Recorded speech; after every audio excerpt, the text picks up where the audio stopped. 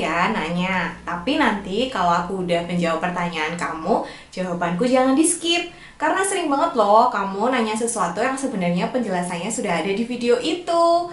Kan akunya jadi sedih. Oke deh Bubit. Bubit, kenapa ya akhir-akhir ini perutku itu sering nyeri, bagian perut bawah tuh sakit banget. Ini udah masuk trimester 3 sih Bubit. Itu hal yang normal atau aku harus periksa ya? Nah, perut nyeri pada trimester 3 itu sebenarnya adalah hal yang wajar ya. Karena apa? Karena kehamilan kita makin besar, tekanan uterusnya makin besar, makin berat di bawahnya. Jadi kadang otot-otot panggul nih yang menyangga itu jadi merasa kelebihan beban, akhirnya nyeri, kaget gitu loh, kayak wah biasanya perutnya slim gitu, tiba-tiba sekarang berat. Selain itu karena ada hormon relaksan juga, yang sebenarnya tujuannya hormon relaksan ini bagus supaya nanti ketika persalinan itu kita tidak terlalu merasakan nyeri ketika janin berjalan melewati jalan lahir, dan juga supaya tubuh kita ini ibaratnya bisa pelar gitu loh karena kehamilan. Tapi hormon relaksan yang berlebihan ini membuat otot-otot kita itu mudah nyeri, otot-otot kita itu kayak jadi kurang kuat gitu menopangnya. Nah, solusinya adalah kalian bisa melakukan gerakan-gerakan yang bisa menguatkan otot. Contohnya senam hamil, prenatal yoga, jalan pagi, seperti itu. Dan memang di trimester 3 kadang-kadang ibu mengalami kontraksi palsu. Nah, apa bedanya kontraksi palsu dan kontraksi asli? Aku sudah pernah bikin videonya. Yang harus ingat kalau misalnya kalian mengalami nyeri yang sangat berlebihan, benar-benar tidak tertahankan, sangat nyeri dan mengeluarkan pengeluaran entah itu cairan ataupun lendir darah, sebaiknya segera periksa ya. Oh gitu, tapi aku tuh sebenarnya bingung loh Bubit, kenapa sih HPL-ku itu berubah-ubah terus? Yang dibilang Bu Bidan tanggal sekian, pas USG tanggal sekian, habis itu berubah lagi. Kan jadi nggak ngerti mana yang benar. Seperti yang sudah pernah aku sampaikan di video soal HPL yang berbeda-beda itu memang wajar terjadi. Karena satu, HPL itu bukan hari pasti lahir. Namanya hari perkiraan memang bisa maju, bisa mundur.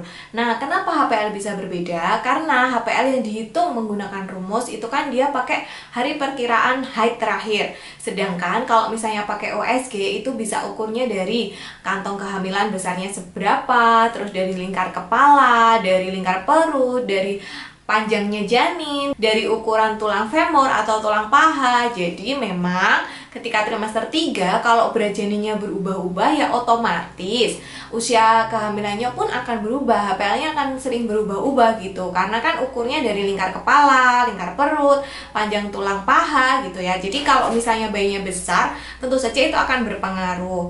Nah, tapi kalian tenang aja, biasanya dokter tetap akan membandingkan antara hasil USG dengan perkiraan usia kehamilan berdasarkan haid terakhir. Jadi memang dua-duanya akan dicocokkan. Sebenarnya kalau misalnya selisihnya sekitar 2 minggu itu masih dianggap wajar. Sebenarnya sih HPL-ku itu kalau katanya Pak Dokter tinggal 2 hari lagi. Tapi kok anakku nggak lahir-lahir sih? Padahal aku tuh udah ngikutin kata-katanya Bubit loh. Aku udah melakukan induksi alami, udah rajin power walk, udah berhubungan sama suami, tapi nggak lahir-lahir. Anakku tuh lahirnya kapan sih Bubit? Kan aku udah pengen ketemu sama anakku. Sayangnya kita semua nggak akan ada yang pernah tahu kapan sih persalinan itu akan terjadi. Yang tahu cuma Tuhan dan bayimu. Bahkan kalau aku ditanya pun, dipaksa pun sampai dibawain pisau, ayo jawab atau apa gitu, aku tetap tidak akan bisa menjawab karena memang itu rahasia ilahi.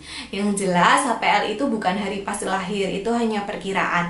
Bayi sendiri bisa lahir dari rentang usia 37 sampai 42 minggu. Selama air ketuban bagus, plasenta bagus, kondisi ibu bagus, kondisi janin bagus, maka bisa kita tunggu di rentang itu. Ibu bisa melakukan induksi alami seperti makan kurma, melakukan power walking, berhubungan seksual untuk memacu kontraksi. Tapi itu juga tidak pasti 100% berhasil ya, karena kembali ke tadi tergantung bayinya mau lahir kapan dan Tuhan mengizinkan persalinannya kapan.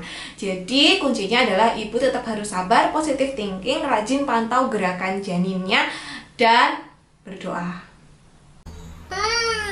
Paham.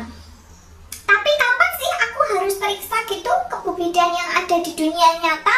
Kalau misalnya itu udah tanda-tanda persalinan, soalnya kadang sekarang sih udah kenceng, tapi ya kadang kenceng, kadang hilang gitu Bubit. Kapan harus ke tempat persalinan itu memang kadang bikin galau ya, apalagi kalau ibu sudah sering mengalami nyeri perut atau sudah sangat ingin bertemu dengan bayinya gitu. Jadi galau, ini kenceng beneran apa bukan ya gitu. Nah, ibu bisa ke tempat melahirkan kalau misalnya yang pertama kontraksinya sudah adekuat dan teratur. Teratur ini teratur gitu terus biasanya dalam waktu 1 jam. Jadi misalnya dalam 10 menit ibu mengalami kontraksi 3 kali, lamanya 35 sampai 45 detik, dan itu sudah 1 jam tuh teratur kayak gitu. Nah, itu berarti tanda-tandanya kontraksi kamu sudah teratur dan adekuat. Itu kamu bisa periksa.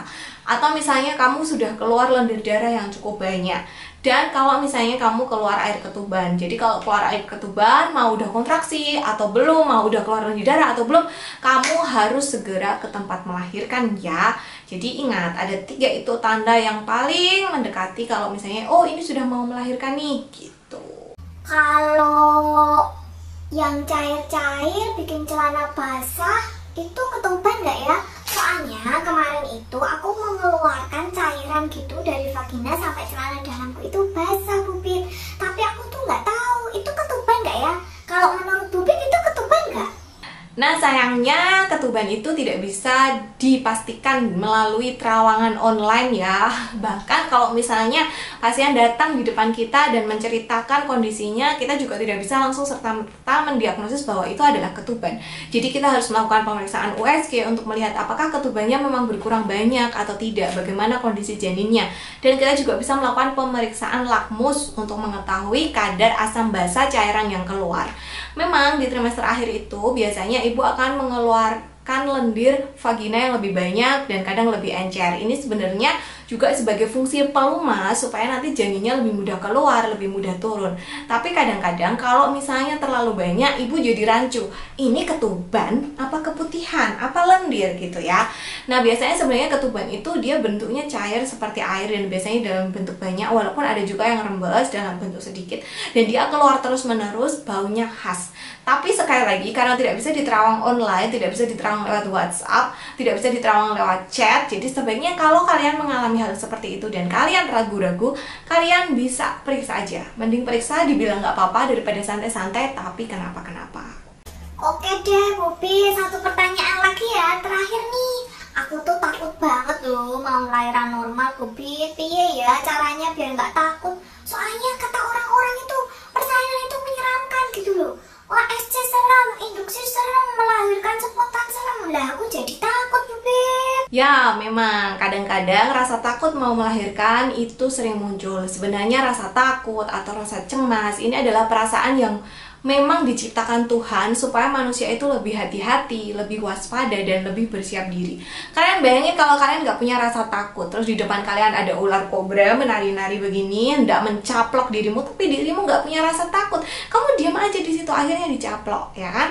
Tapi karena kamu punya rasa takut, wah ada ular kobra nih mendesis-desis, kamu lari, akhirnya kamu selamat dari ular kobra. Sama seperti itu, rasa takut terhadap persalinan, rasa cemas terhadap persalinan, itu sebenarnya adalah suatu tanda yang diberikan Tuhan supaya apa? Supaya kita berhati-hati, supaya kita waspada, supaya kita mempersiapkan diri kita. Nah, kalian bisa menulis, journaling, memetakan masalah apa sih yang bikin kamu takut, apa sih yang bikin kamu cemas. Kalau udah ketemu tuh penyebabnya, kalian cari solusinya. Bisa dengan menambah pengetahuan, belajar, berbicara dengan partner, ikut kelas, ikut yoga, memperkaya diri, memberdayakan diri gitu. Jadi nggak duduk diem aja dan berharap rasa takut itu pergi, atau malah duduk diam aja dan berusaha denial sama rasa takut itu. Karena rasa takut itu memang harus dihadapi, kita carikan solusi seperti itu. Dan itu sangat wajar ya, rasa takut terhadap persalinan. Jadi kamu bisa memperkaya diri kamu, bisa tonton Fierce seriesnya Bidan Kriwil supaya agak-agak berkurang tuh rasa takutnya. Makasih ya Bubit buat pencerahannya. Sekarang aku jadi agak-agak ngerti. Semoga Bubit sehat selalu dan jangan kapok kalau tak tanya-tanya. Makasih ya Bubit. Sama-sama ya, semoga jawabanku cukup memberikan pencerahan karena ini adalah pertanyaan yang memang paling banyak ditanyakan. Sampai jumpa di video selanjutnya. Silahkan follow aku @bidankriwil dan sampai jumpa.